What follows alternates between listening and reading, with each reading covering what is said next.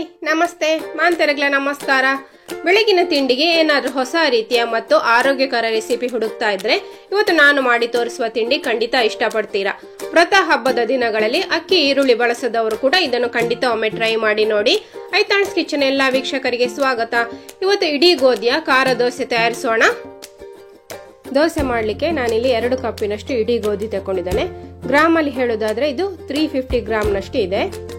ಇದನ್ನು ಫಸ್ಟ್ ಚೆನ್ನಾಗಿ ತೊಳೆದುಕೊಳ್ಬೇಕು. ತೊಳೆದಾದ್ಮೇಲೆ ಇದನ್ನು ಮಿನಿಮಮ್ 8 ರಿಂದ 10 ಗಂಟೆ ಆದ್ರೂ ನೀರಲ್ಲಿ ನೆನೆಸಿಡಬೇಕು. ನಾಳೆ ಬೆಳಿಗ್ಗೆ ದೋಸೆ ಮಾಡೋದಾದ್ರೆ ಇವತ್ತು ರಾತ್ರಿ ನೆನೆಸಿಡಿ.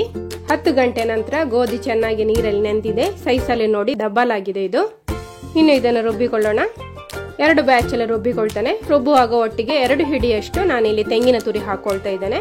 ಹಾಗೆ 3 ಹಸಿಮೆಣಸು ಹಾಕೊಂಡಿದ್ದೇನೆ. ಇನ್ನು ಇದಕ್ಕೆ 1/4 ಗ್ಲಾಸ್ನಷ್ಟು ನೀರು ಹಾಕಿ ನೈಸ್ ಆಗಿ ರುಬ್ಬಿ ತರ್ತಾನೆ. ನೋಡಿ ಈ ಹದಕ್ಕೆ ಆಗ್ಬೇಕು, ನೈಸ್ ಆಗಿ ರುಬ್ಬಬೇಕು.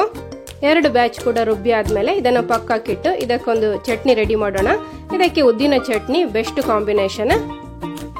ಒಂದು ಸಣ್ಣ ಬಾಣಲೆಗೆ ಸ್ವಲ್ಪ ತೆಂಗಿನ ಎಣ್ಣೆ ಹಾಗೆ 2 ಟೇಬಲ್ ಸ್ಪೂನ್ ಅಷ್ಟು ಉದ್ದು ಹಾಕೊಂಡಿದ್ದೇನೆ. ಉದ್ದು ಸ್ವಲ್ಪ ಹೊತ್ತು ಫ್ರೈ ಮಾಡಿ ಸ್ವಲ್ಪ ಲೈಟ್ ಆಗಿ ಕಲರ್ ಚೇಂಜ್ ಆದ್ಮೇಲೆ ಇದಕ್ಕೆ 5 ರಿಂದ 6 ಬ್ಯಾಡಗಿ ಮೆಣಸು ಹಾಕೊಂಡು ಫ್ರೈ ಮಾಡಿಕೊಳ್ಬೇಕು. ಮೆಣಸು ಕೂಡ ಚಂದ ಫ್ರೈ ಆಗ್ಲಿ. ಇನ್ನು ಇದಕ್ಕೆ ಕೊನೆಯಲ್ಲಿ ಇಂಗು ಹಾಕೊಳ್ಬೇಕು. ಇದಕ್ಕೆ ತೆಂಗಿನ ತುರಿ ಕೂಡ ಹಾಕೊಳ್ಬೇಕು. ತೆಂಗಿನ ತುರಿ ಹಾಕಿ 1 ನಿಮಿಷ ಫ್ರೈ ಮಾಡಿದ್ರೆ ಸಾಕು. ಕೂಡಲೇ ಗ್ಯಾಸ್ ಆಫ್ ಮಾಡಿ ಇದನ್ನು ಆರ್ಲಿಕ್ಕೆ ಬಿಡಿ. ಆರಿದ್ಮೇಲೆ ಎಲ್ಲವನ್ನು ಮಿಕ್ಸಿ ಜಾರಿಗೆ ಹಾಕೊಳ್ಳಿ. ಇನ್ನು ಇದಕ್ಕೆ ಸಣ್ಣ ತುಂಡು ಹುಣಸೆ ಹುಳಿ, ರುಚಿಗೆ ತಕ್ಕಷ್ಟು ಉಪ್ಪು, ಸ್ವಲ್ಪ ನೀರು ಹಾಕಿ ರುಬ್ಬಿ ತರ್ತಾನೆ. ತುಂಬಾ ನೈಸ್ ಆಗಿ ಬೇಡ, ಸ್ವಲ್ಪ ತರಿ ತರಿ ಇದ್ರೆ ಈ ಚಟ್ನಿ ಒಳ್ಳೆ ರುಚಿ. ಈಗ ಉದ್ದಿನ ಚಟ್ನಿ ರೆಡಿ ಆಯ್ತು. ಇನ್ನು ದೋಸೆ ಮಾಡುವ.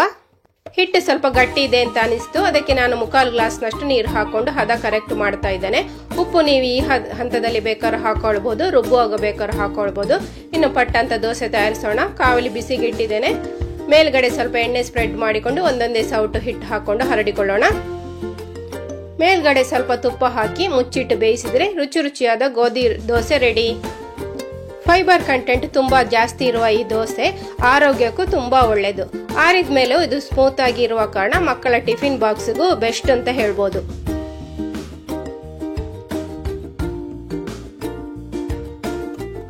ಹೊಸ ರುಚಿಯ ದೋಸೆಯ ವಿಧಾನ ಇಷ್ಟ ಆದ್ರೆ ಲೈಕ್, ಶೇರ್, ಕಮೆಂಟ್ ಮಾಡಿ. ಪ್ರತಿ ವೀಕೆಂಡ್ ಅಲ್ಲಿ ಹೊಸ ರೀತಿಯ ಬ್ರೇಕ್ಫಾಸ್ಟ್ ನ ವಿಡಿಯೋ ಅಥವಾ ಶಾರ್ಟ್ ನೊಂದಿಗೆ ಬರ್ತೇನೆ. ಹಾಗಾದ್ರೆ ಯಾಕೆ ತಡ, ತಪ್ಪದೆ ನೋಡಲು ಚಾನಲ್ ಈಗಲೇ ಸಬ್ಸ್ಕ್ರೈಬ್ ಮಾಡಿ. Thank you, bye.